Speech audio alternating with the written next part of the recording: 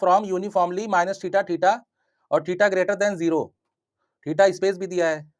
तो find UMP test for testing, ठीक है। तो बेटा अब आप लोगों को थोड़ा-सा एनपी लेमा के बारे में बताना चाहेंगे। एनपी लेमा मैंने बताया था ना? बोलो। दे देखो क्या है, यूनिफॉर्मली मोस्ट पावरफुल टेस्ट बोला है, ठीक है ना? तो यूनिफॉर्मली मोस्ट पावरफुल टेस्ट और मोस्ट पावरफुल टेस्ट दोनों कब निकलते हैं बेटा? एमपी टेस्ट और यूएमपी के लिए यूएमपी टेस्ट, ठीक है। मतलब क्या लगाएँगे वो? उसमें कौन-सा रूल लगाएँगे? लाइक्लीहुड रेशियो और एमपी वाले में एनपी लेमा, है ना?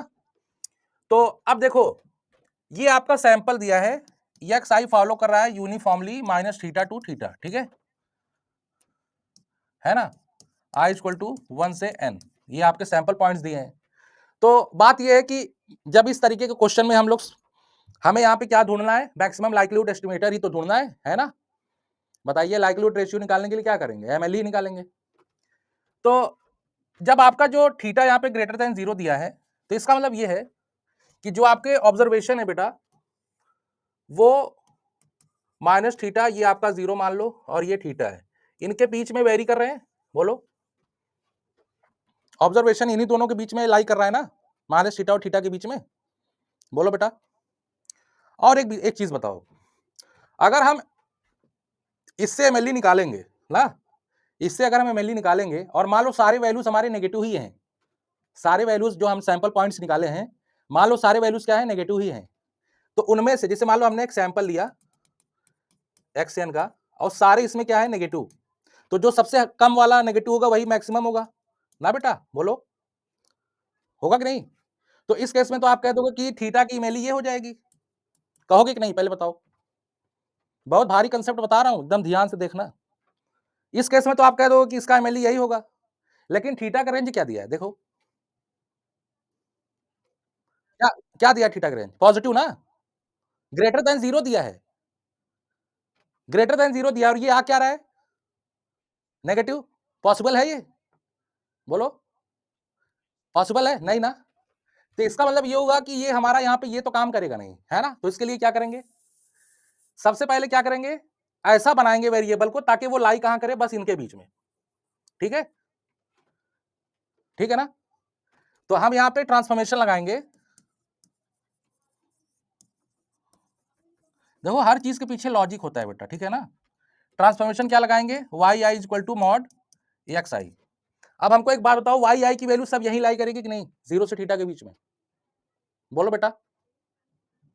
समझ में आ रहा है? थम्स अप दिए जाओ, ताली साली बजाए जाओ, बहुत बढ़िया चीज बता रहे हैं एकदम। समझ लो तुम लोग कंसेप्ट के साथ खेल रहे हो तुम लोग इस टाइम, ठीक है? हाँ, किसमें बेटा?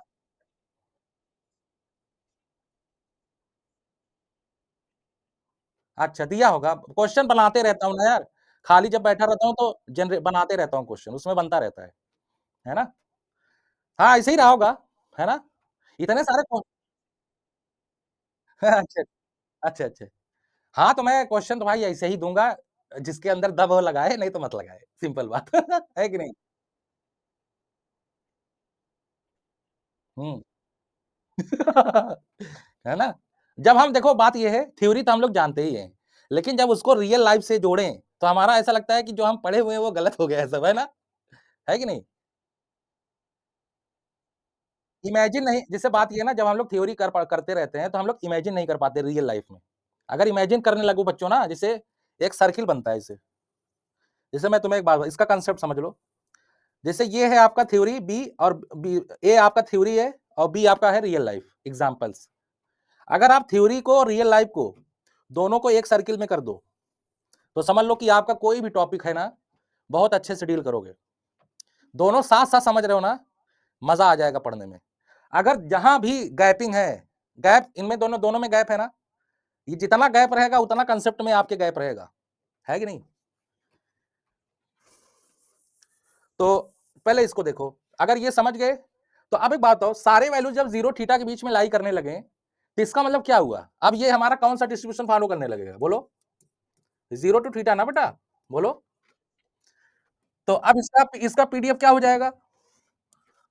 i इक्वल टू 1 से n हो जाएगा ये, और इसका पीडीएफ अगर हमें लिखना है F Y is equal to 1/θ।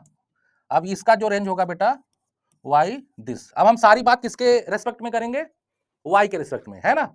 y तो हमारा फंक्शन ऑफ x तो है ही, है ना, y कोई अलग चीज तो है नहीं भाई, फंक्शन ऑफ x है, x का ही कंट्रीब्यूशन है उसमें।